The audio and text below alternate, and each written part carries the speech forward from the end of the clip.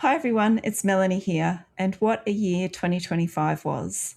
We are well into our fourth year on the Story Nerd podcast. We finished our books and we created the Story Nerd courses. Valerie and I are taking a break at the moment, but we will be back very, very soon with new episodes. The fastest way to write a book in 2026 is to start with a first draft that is so strong it'll knock a reader's socks off. And our Story Trinity course is designed to teach you how to do it. For more information, visit storynerd.ca/courses.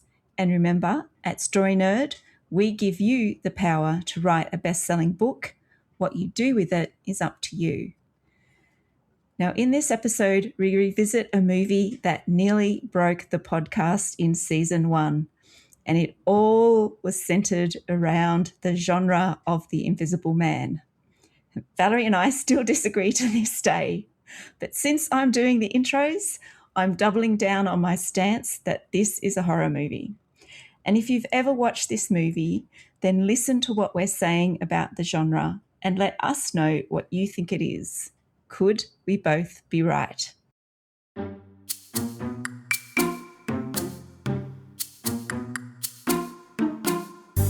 If you want to be a better writer, there are 3 things you need to do.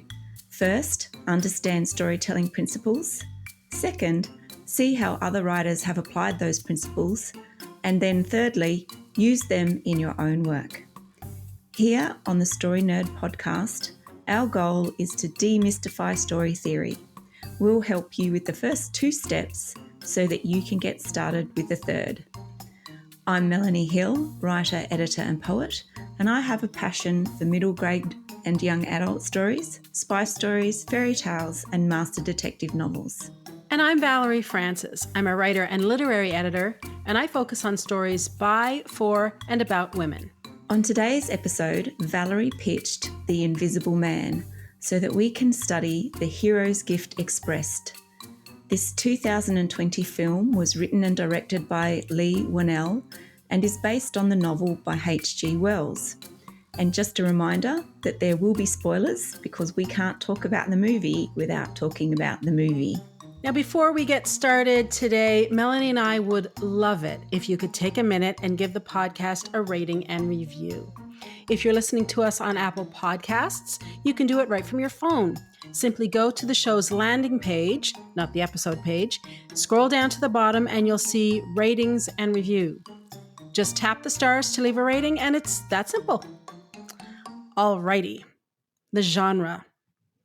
Dun, dun, dun.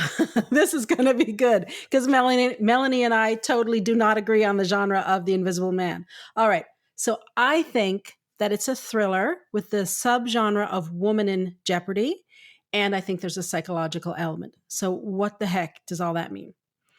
Now, I've done a fair bit of studying into the thriller genre because the book that I'm writing right now is a thriller. And I have to say, this is a really interesting genre. It is evolving so fast and in really cool ways. Now, it used to be that a psychological thriller was one where the antagonist had some kind of a medical diagnosis or a medically recognized mental illness, and he was a character previously unknown to the protagonist. Primal Fear is a really good example of this. But Gone Girl, that brilliant novel Gone Girl, changed all of that. Thank you, Gillian Flynn, you're a genius. Now the antagonist is usually known to the protagonist, often intimately, and the way he targets the protagonist is by messing with her head. So sort of gaslighting. Previously, the adjective psychological was used only with thrillers, but now any genre of story can have what I call a psychological element. Now, in marketing terms, this psychological element is often referred to as a thriller element, and Black Swan is a great example. It's a performance story, but it's marked as a thriller because of Nina Sayer's psychological decline. The woman in jeopardy subgenre usually involves some kind of domestic violence, where the woman is being abused by her intimate partner, her husband, or her boyfriend. Now, so far, I've only seen these stories with heterosexual couples, but if you wanted to innovate the genre, you could write it with a same sex couple. If that's already been done, please let me know. You can contact me on Twitter or Instagram at Valerie_Francis, because I would really love to dive into those movies and see how they work. And of course, the other way you can innovate it is have the male in the heterosexual couple as the character who is being abused by the female. So again, this is a place where we as writers have to be aware that there's a difference between genre for the writer, genre in writing terms, and genre when it comes to reading or marketing a story. Now, the secondary genre, I'm saying it's a loose status sentimental.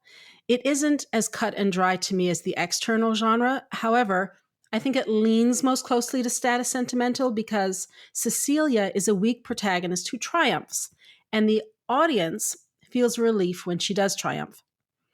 Relief is one of the core emotions of a status story. Now, of course, weak is a relative term here. She's certainly weak in relation to Adrian, the antagonist, and that's what's important for this subgenre. Adrian is holding all of the cards at the beginning of the movie, and Cecilia has none. She isn't a weakling, not mentally, not physically, but strategically, her position is weaker.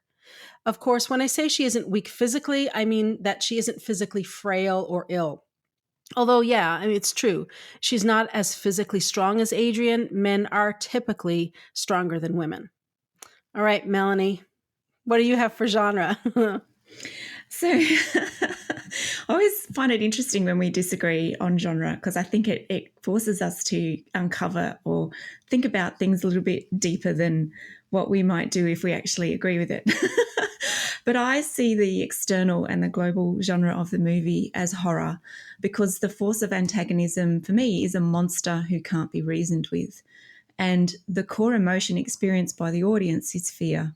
And I see the extreme outcome faced by Cecilia as a fate worse than death. And I think that's realised in the movie. For the secondary genre, I found it very hard to determine what that was for the Invisible Man. And that's because of how the story ends. So none of the internal genre value spectrums, I believe, fit this story exactly. But Celia must become Adrian, even if it's momentarily, to escape him. And she goes from powerless to powerful. So I suppose that fits in with what you were saying. And I think if she does, well, it's probably slightly different, but I think from going from powerless to powerful, that sort of makes it more of a society story. But that's an external genre if we use Story Grid, the genre clover or the content clover in Story Grid.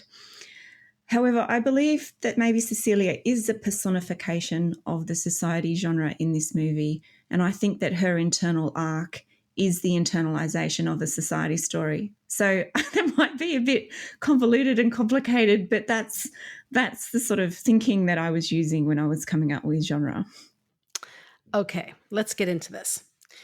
In a previous episode, I mentioned that there's a difference between a thriller and a story that's thrilling, a horror and a story that's horrifying, a suspense and a story that's suspenseful. And I think this is a really good time to dig into that a little bit and explain what I mean by that.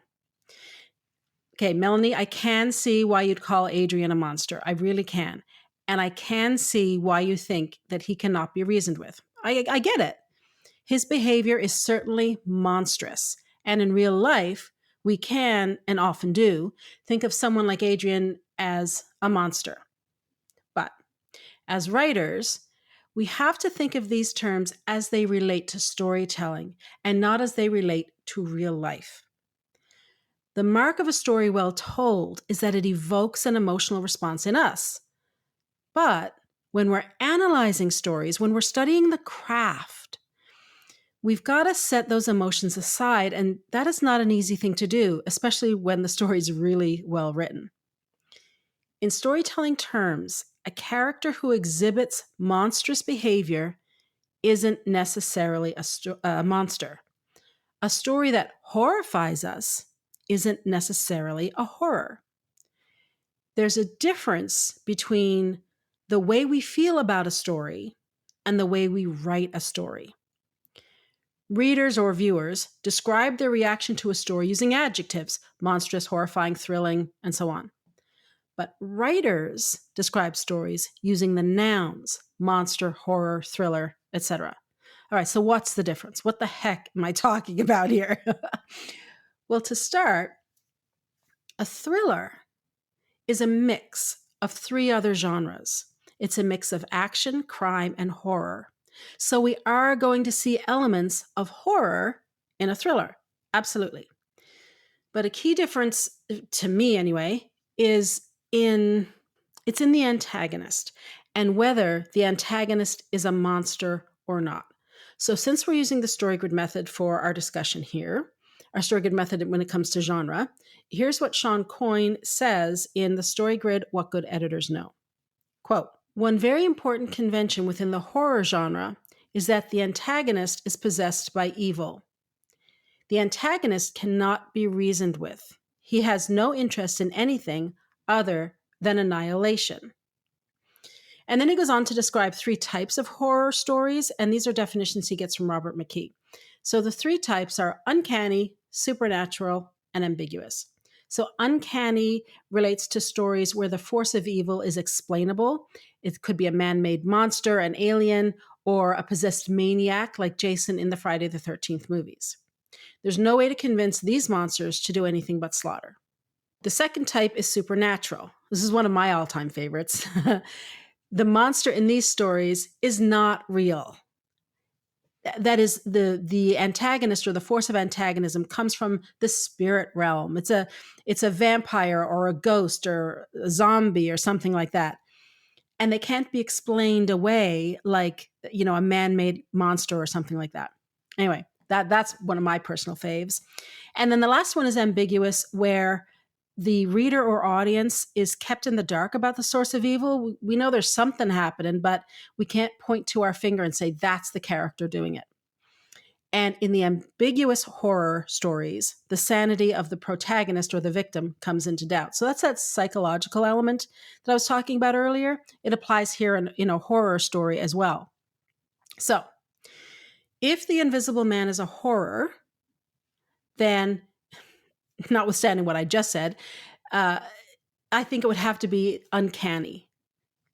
Even though I just talked about the psychological element for the protagonist in the ambiguous subgenre, the reader is not, or the viewer is not kept in the dark about the source of evil. We know it's Adrian, right? We know it. So if The Invisible Man is a horror, it would have to be in the uncanny subgenre. But Adrian isn't a possessed maniac who can't be convinced to do anything but slaughter. He's not possessed by evil. He's not targeting his victims randomly. He's targeting Cecilia very specifically because she is his partner. She does ask, why me? I'm just some girl you met at a party. And so that can make us think that his attack is random, but it's not. Adrian targets only those in his inner circle, Cecilia and his brother Tom. Even killing Emily is actually an attack on Cecilia. Adrian's primary interest here is manipulation and control, and he is unrelenting. It's not annihilation. If it was, he'd simply have murdered Cecilia. He wouldn't be taunting her the way he does. He simply would murder James and Sydney and Tom. He wouldn't be using them as pawns to get to Cecilia, which is what he's doing. So is Adrian monstrous? Oh yeah, yep, 100%. I totally agree with that. But is he a monster in storytelling terms? No, I don't think so. What Adrian is doing to Cecilia is horrifying to the reader. There's no doubt about that. But that doesn't make this movie a horror in storytelling terms. Melanie. Rebuttal. So I think that we're going to have to disagree. I mean, so I think we'll have to agree to disagree on the global genre of this story. So I absolutely see it as a horror story because the thriller, to me, turns on the emotion of excitement, whereas The Invisible Man turns on the emotion value of fear. So the thriller genre also doesn't reach the point of damnation, whereas Adrian does push Cecilia into damnation by forcing her to be pregnant and to be tied to him forever. This movie also meets the conventions of a horror antagonist because I believe Adrian fits into that uncanny area or subgenre part of that horror genre because it includes psychopaths as well as the Jasons and other explainable phenomenon. And I do think that Adrian is a psychopath or a sociopath. And I haven't always been able to tell the difference between the two of those. I also found this story to meet all of the other horror genre conventions more so than it did meet thriller conventions because the horror genre conventions are more specific. So the one horror convention that really struck me was the antagonist was a requirement. So the one horror convention for the antagonist that really struck me was the requirement for a sadomasochistic flip-flop. And I thought this was done well when Adrian learns that Cecilia is pregnant. We then see how Adrian can use money, the law, his brother, and a complete reinvention of the truth to release Cecilia from incarceration. So they are some of my reasons for classifying The Invisible Man as a horror story. However, I think us coming up with slightly different ideas about this actually is very valuable because I think it shows that art is very much interpreted through the eye of the beholder. So what do you think? Well, that is a good point. Yes. When we're writing a story, we, as the authors, need to be really clear about what kind of story it is we're writing. We need to decide whether we're writing a horror or a thriller. However, once the manuscript is locked and it's made into a book and sent out into the world, the reader is going to see it through his or her own perspective and set of experiences in the world. So they're going to choose to see it as a horror or a thriller. So I'm seeing it as a thriller because that is the lens I'm looking at it through. And you think it's a horror because that's the lens you're seeing it through. But yeah, we're going to have to agree to disagree. Anyway, moving on. This season, I am studying the hero's gift expressed, and Melanie is studying forces of antagonism. And luckily for us, The Invisible Man is a really good example of both. And in fact, both of these topics relate to one another. They're interconnected. This is really cool. Let me explain what I'm talking about here. There are only 3 ways that the protagonist can triumph over the antagonist. She can outsmart him, she can overpower him, or she can do both. And whether she outsmarts, overpowers, or both will depend on the nature of her gift and what it enables her to do, because it's the expression of her gift that allows her to triumph. And if she fails to express the gift, she'll be defeated. The first 2 episodes of the season gave us pretty obvious examples of what the hero's gifts were and how they were being expressed. The Invisible Man isn't quite as obvious, but the technique is used just as effectively. In fact, I think it's a brilliant example of this storytelling principle. So what is Cecilia's gift? It's her knowledge. She knows Adrian better than any other character in this story, and that includes his brother Tom. So how did I come to this conclusion? How did I identify Cecilia's gift? Well, I admit the gift isn't revealed to the audience as overtly as it was in Legally Blonde or Bend It Like Beckham. In fact, I didn't even really recognize it as Cecilia's gift at first, not on a first watching of the movie. But it made sense when I got to the end of the movie. It didn't strike me as weird. Nothing came out of the blue. It made sense only when I knew the end of the story. And it's a really good point to make right here, actually.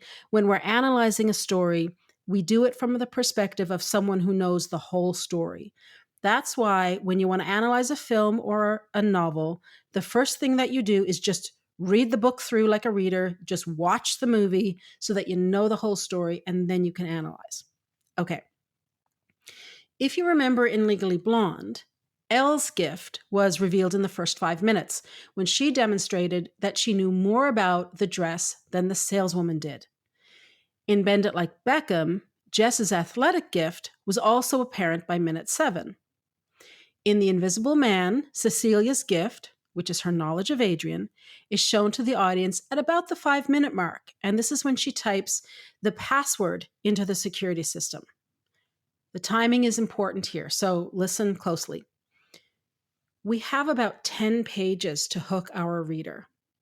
Filmmakers have about 10 minutes to hook their viewer, and in a screenplay, 1 page of a script is about a minute of film time. This whole business of hooking a reader or viewer isn't a mysterious or magical thing that some writers fluke into and others don't. There is a way to do it, and people who understand story theory write about it and talk about it all of the time. There are certain boxes that need to be checked, and demonstrating the hero's gift is one of them. Why does it have to be in the first 10 pages? This is a really practical reason.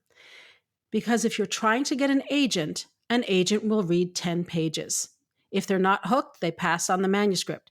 And this is not an agent being persnickety here. They're not setting this 10-page rule. They're really not. They read a lot of manuscripts, a lot. And they know that if they're not hooked, the editor at the publishing house won't be hooked. And the reader in the bookstore will not be hooked. So what if you're an indie author and you're publishing your own books? Well, you give the prospective reader a 10% free preview, right? Now, assuming you haven't front-loaded your book with advertising and requests for mailing list signups, the 10% will include the first 10 pages of your book. In fact, even if you have front-loaded your book with the advertising and so forth, make sure that whatever percentage of free preview that you give includes the first 10 pages of your book. You're doing yourself a favor there. If you've done your job right as the novelist, the prospective reader will be hooked within those first 10 pages and will make a purchase. And that's what we want, right? We want them to buy the book so we can pay our mortgages. If you can hook the reader in the first 5 pages, all the better. Now, you could argue that since Cecilia lives in the house, she knows the password. I mean, everyone in your house knows the password to your security system, right? Anyone who lives there.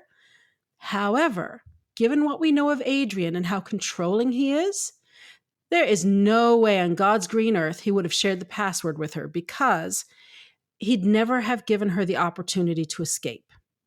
He's not going to give her the power to turn off the security because he is monitoring her with it. There are cameras everywhere. So, therefore, she's been able to figure it out based on her knowledge of him.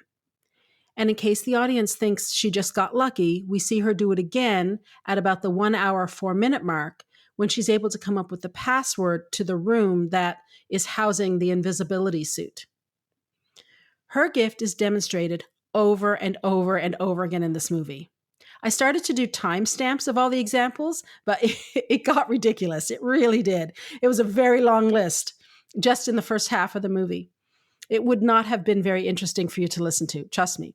Suffice it to say that just in the first half, there are 14 different ways that the audience is made aware of Cecilia's gift. That's pretty cool. I mean, that's some good writing.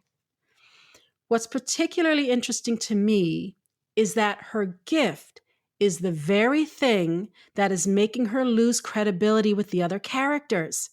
She is exactly right about Adrian at every single stage, but what she says seems so outlandish that she sounds like a crazy woman. For example, Cecilia knows that Adrian has faked his death, but Emily and James do not. Tom knows the truth, but he's in cahoots with Adrian. He's a minion, so, we can't trust him. It just doesn't sound reasonable that Adrian, or anybody else for that matter, would fake their own death. While the characters think Cecilia is losing her grip on reality, the writer was careful to make sure that the audience knows Cecilia is right. We don't question her sanity. She says he's alive, and we see the proof. We see his breath on a cold night. We see his footprints on the blanket. We see his phone in the attic. We see him when she throws the paint over him. And of course, we see him tossing her around in the kitchen. In the climax of the film, which is the dinner scene between Cecilia and Adrian, where she kills him, Cecilia's gift is what enables her to both outsmart and overpower Adrian and ultimately triumph. She knows that if she acts like she's returning to him and returning to her old submissive ways, that he'll believe it. She understands him so well that she can turn the tables and manipulate him rather than be manipulated by him. In this scene, Cecilia is able to beat Adrian at his own game. It is so delicious. She becomes the manipulator rather than the manipulated. And she puts on the spare invisibility suit and makes it look like Adrian killed himself, just like he made it look like she killed Emily earlier in the film. Now, yes, there are some plot holes in the movie. And this whole business with the second invisibility suit, that's one of them. But we're just going to gloss over those for now because I'll go off on a whole other tangent and, no one has time for that. Okay. Alrighty. So far in this season, I've mentioned that the gift is revealed to the reader in about the first 10 pages, and the reader sees glimpses of the gift throughout the story. And I've also said that expressing the gift is what will allow the protagonist to outsmart or overpower the antagonist. Great.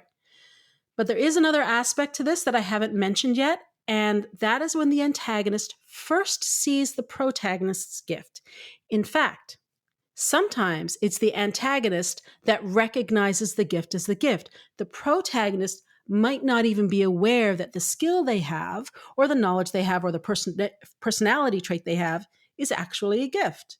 The antagonist's first glimpse of the protagonist's gift comes in the middle build, and it comes before the halfway point of the story. So if you think of a story as having a beginning, a middle, and an end, most modern stories take that middle and divide it in half. So that would give you 4 quarters to the story. This recognizing the gift, or the antagonist first seeing the gift, will come in the second quarter. In The Invisible Man, I think it comes at about the 50-minute mark, when Cecilia, whom Adrian has been trying to drive crazy, is able to use her knowledge of him to think through the situation. She's able to be strategic and ultimately expose him by tossing paint over him. Adrian knows that Cecilia is not going to break, and it's after this scene that he ups the ante. Now remember, the antagonist is testing the protagonist. Why? Because he wants to evaluate what kind of threat she poses to him. Seeing the gift, becoming aware of the gift, and seeing it in action is what enables the antagonist to make this evaluation. In The Invisible Man, this scene lets Adrian know that Cecilia is a much tougher opponent than he thought she was. His attempts to break her have not been successful, and so therefore, he's going to have to apply even more pressure. So, Valerie, the gift express that you've identified is really thoughtful and is a perfect illustration of why writers need to study story at a deeper level. But one of the thoughts that I had about the gift was along the lines of Cecilia does what's needed to be done so that she can escape. So she's willing to go that extra mile. She's willing to take that risk because both times Cecilia, she's forced into that situation. So do you see that as a subset of the gift that you've identified? That's a good question. I have to think about it. Yes, Cecilia is certainly tenacious and she's determined. There's no doubt about that. And I suppose that could be an aspect of her gift. The gift is something that sets the protagonist apart from the other characters. It could be a physical skill. It could be a personality trait or a view of the world. Cecilia does do what's needed to escape, but the other characters aren't tested in the same way. So we don't know if they would also do that, because the gift is what sets the protagonist apart from all of the others. There might be many people, like in Bend It Like Beckham, there's lots of great soccer players or football players, but Jess is a cut above the rest. In Legally Blonde, lots of those characters know about the fashion industry and the beauty industry, but Elle is head and shoulders above the others. So here in The Invisible Man, we don't have any other character who is demonstrating, who has any opportunity to demonstrate whether they have those skills or not. So I don't know, could be. It's certainly a personality trait that enables Cecilia to triumph. Yes, I would say that. So yeah, I mean, I suppose we could consider it part of the gift. All right, that's enough from me. I could talk all night. Melanie, what have you learned about the forces of antagonism from The Invisible Man? Well, so I have shaped my forces of antagonism points along the line of the horror genre. So that probably, noting our previous conversation, that won't be a surprise to anybody. But, and I have to agree with you that this was surprising. For me, it was surprising at how good this movie was as an illustration of the two topics that we're looking at this season. And it was a pleasant surprise. I think I was really blown away by, like you said, there's plot holes, but I was blown away by the other aspects of how well constructed this story was. And the forces of antagonism we see very, very clearly, I think, in the opening scenes of the movie. Cecilia's escape establishes the type of person that Adrian is. The security system in the house, Cecilia's need to drug him to get away, and his willingness to use violence all set up the type of antagonist that Adrian's going to be.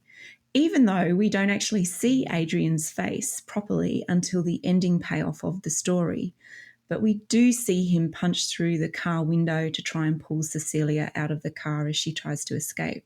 So that was an interesting thing to note, that we actually don't really see him in full character until right at the end of the movie. But that, to me, again, that fits in some ways in with that horror, the conventions of the horror story. But I just want to divert for a moment, because this gives you some context around, why I've probably come up with some of the things that I have done. But while I was watching the movie this week, the Queensland coroner released the findings in the murder of Hannah Clark and her 3 children by her husband. And it just really drove home and made me consider how realistic a character like Adrian is for some women. And it made me consider how most of us know what type of person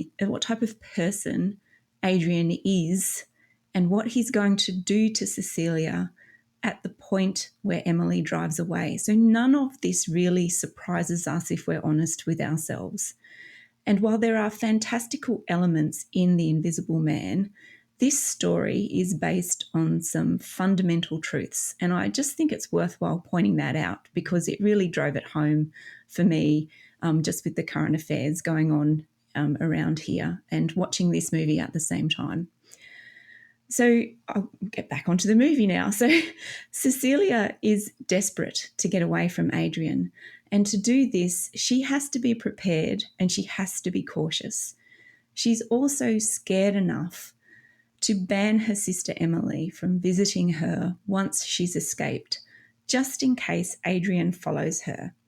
So right from the start, we know this is not a person who is going to let Cecilia leave him without consequences. So our empathy immediately, I think, is with Cecilia. In our first episode this season, I listed the types of antagonism available to authors to use in stories. And the type of antagonist in The Invisible Man I've identified as the villain.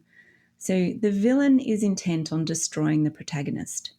However, villains in action stories and some thrillers mainly have one personality trait that allows audiences to empathise with them. And if we look at villains in action movies, they usually have a reason, albeit it might be a warped one or a twisted reason, that drives their actions. And so the audience can understand the villain's motives, even if they don't agree with those motives. And I don't think this is the case in a horror story. The horror story takes the villain to the next level. So monsters in horror stories do not create or build empathy in the audience.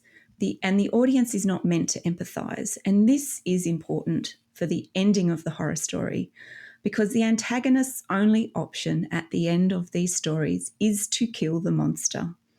So the audience then feels relief and has no remorse, just like the protagonist. And there's that sense of relief that Valerie talked about just before. So Adrian, to me, is a monster. He is intent on destroying Cecilia. And I don't mean kill her. I mean destroy the part of her that enabled her to escape. So he wants to trap her. So Cecilia also tries to reason with Adrian, although she's very unsuccessful when she does this.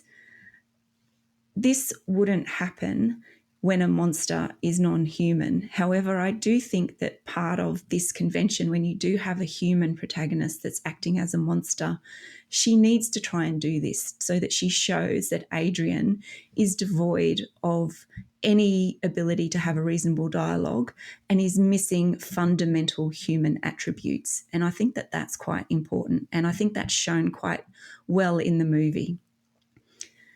So the monster in horror films can't be reasoned with. Again, I believe this is linked to ensuring that there is no empathy for the monster and also maintaining a sense of fear in the protagonist and in the audience.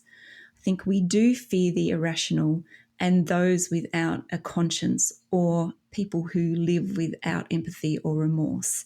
And we tend to monsterize them, I suppose, is what I'm trying to say. Tom tells Celia, however, that Adrian's reasons for tormenting and attacking her are because she is the only person who doesn't need him. Now, to me, that's not a reason. Adrian's actions are about complete control, taking away autonomy and tying Cecilia to him for the rest of her life by isolating her and forcing a pregnancy on her, which will bind them together for as long as either them or the child lives. The whole middle build of a horror story is the monster attacking the protagonist and revealing the full extent of their power and taking the protagonist to the edge where death would be a mercy. The protagonist's fate will be worse than death if the antagonist wins, and we see Adrian do this via various means after he's faked his own death. He haunts Cecilia with the aim of making her seem crazy, turning her allies against her, and taking her freedom away. And initially, we know Cecilia is being stalked by Adrian because we see the gas on the stove increase without anyone being visibly present. We also see breath when Cecilia suspects she's not alone in the house. And once we see what Cecilia knows, we travel with her path. We travel with her because we know that Adrian is there and we believe her. The formal law institutions, represented by her close friend and policeman James, he doesn't believe her. And on a number of occasions, she probably gives him reason not to believe her. So, and that is when Cecilia speaks to Tom about getting Adrian to stop. It is when Adrian hits Sydney, but Cecilia is accused of actually striking Sydney. And it's also when Cecilia is left holding the knife after Emily's throat has been cut in public. We experience Cecilia's powerlessness as Adrian slowly turns all her allies against her, and his plot to regain control over her is revealed. And at this point, it's really interesting to compare how the forces of antagonism interact with the protagonist in different genres. So in Legally Blonde and Bend It Like Beckham, the force of antagonism doesn't act the same way. This makes sense. So for performance stories, the force of antagonism is about the protagonist's ability to compete in the arena that they've chosen, for example, a courtroom. The forces of antagonism in action and horror stories, however, directly and physically attack the protagonists. And that makes sense as well, because the value scales that these movies really work on move from life to death or a little bit past that. So that actually makes sense. And then for the horror story in particular, the force of antagonism must threaten the antagonist physically, but then take the antagonism past death to a fate worse than death. So, and this links really nicely in what Valerie was saying earlier, in that the force of antagonism must also attack the psychological well-being of the protagonist to make this happen in your story. And the psychological attack is based on the protagonist's worst nightmare. And Cecilia makes it very clear in the beginning part of the movie that being tied to Adrian by having his baby is her worst fear. That is what she was actually trying to escape. However, she believes that that's actually not possible because she was secretly taking the contraceptive pill. She should maybe have known Adrian a little bit better than that. However, that wouldn't have done the story justice, or wouldn't have served the story if she did. We don't get to the point where we fully understand that realization until the second half of the movie. And what I mean by that realization is where that fate worse than death is suddenly realized. And this is where we find out that Cecilia is pregnant. And up until that point, Adrian does attack her physically by drugging her and beating her. He also attacks her psychologically by emailing Emily, letting her know that there's no one who will believe her because she knows he's there, and he knows that no one's going to believe such a fantastical story. He also hits Sydney, and as we've mentioned, he kills Emily and frames Cecilia for it. And all of Adrian's actions meet the conventions of the horror genre, and I'm just going to go through them very quickly because I think it's worthwhile understanding just how active the monster has to be in a horror story and how that physical action has to manifest itself. So the monster can't be reasoned with, and we've talked a little bit about that. The conventional setting of a horror story is within a fantastical world, but it's also within the real world. So there's fantastical elements within the real world, and this is using that familiar ground to base the fantasy in. And we see that Cecilia lives in the real world, but deals with the idea of the actual manifestation of a fantastical invisible man. There is perpetual discomfort. So the monster has to attack randomly, and it never lets us, the audience or the protagonist, settle. And we see this. We know that Adrian is present, and like Cecilia, we can't see him, but we take our cues from Cecilia, and she can't tell where he is either. But he does attack randomly. He keeps us on edge. And because we can't see him, and this is a really neat trick, I think, especially in the way that they filmed the movie, that we're on edge because there's no even shimmering screen when he's present. And so we are all in the dark about where he is at any given point in time. The mask, and one of the other conventions is we mask the power of the monster. So the monster progressively reveals their level of power. And Adrian destabilizes Cecilia's world and then gets Cecilia locked up. And it's at this point we think he's won, but we are all still with Cecilia when the pregnancy is discovered and when Tom reveals the extent of Adrian's plan. So we see a gradual escalation and a gradual revealing of Adrian's power throughout the movie. And this links in nicely with the requirement to have a sadomasochistic flip-flop. So this lets us experience the power of the monster while still empathizing with Cecilia. So the monster is off screen for as long as possible. And I think we've gone through that. We actually know he's there, even though we don't physically see Adrian until right at the end of the movie. We do get progressive glimpses of the man in the invisible man suit, especially with the fire extinguisher when she's in the attic, when she stabs the suit, and it's actually Tom. But we do start to see gradually over the course of the movie that where the monster is and how they move around. But it's not until right at the end that we really see Adrian.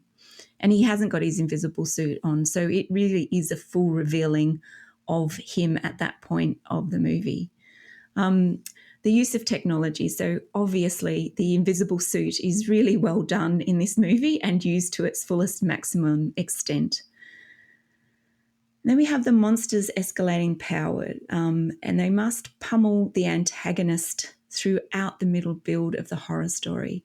And this is important because I think it leaves the protagonist, as mentioned before, with only one option, is that the monster has to be destroyed. And there are some great structural elements to this movie. The stakes are continually raised because we are shown just what Adrian will do to regain control. And after killing Cecilia's sister and framing her for it, we think that he's reached his endgame. However, Cecilia's fate worse than death, which is being tied to Adrian forever and by bearing his child, starts to get realised. And then we see Adrian's willingness to sacrifice his brother and set himself up as the victim as demonstrations of the lengths that he will go to, even if it's not entirely convincing for us. And that leaves Cecilia with a need to play the game in the only way that's left for her. And that's pretty cool because this is where I think Valerie was talking about earlier, where that's really where the force of antagonism and the hero's gift come together and complement each other in a story. And even though it sounds really obvious, until you start to look at some of these things, it really, you know it, but you don't consciously know it until you start to look at it. So I'm finding this fantastic and really interesting as we analyse this and talk about these two different aspects of storytelling. So, as I've mentioned before, the antagonist in the horror movie must take the protagonist to the edge, to the point where they think that death would be a mercy if they don't use their gift and take back their power. And at the end of this story, Cecilia is right back in the spider's web. Adrian denies everything, even though she knows what he's done and he knows that she knows. There is only one way out for her, and it's either her death or his death. And she uses his own technology against him. And I'm not sure how Adrian doesn't know about her hiding spot, but, again, that's a plot hole that we'll let go through to the keeper. There's a few of those in the story, but we'll let that one go through to the keeper. And this is interesting. So I'm going to put forward an idea that the only way to defeat this type of antagonist, so the monster antagonist, is to become them, even if it's only for a moment.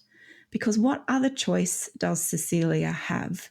No one believes her stories. The institutions established to protect her can't or won't because they don't believe in an invisible man. So this is not a kill or be killed scenario. It's a kill or live in purgatory decision for Cecilia.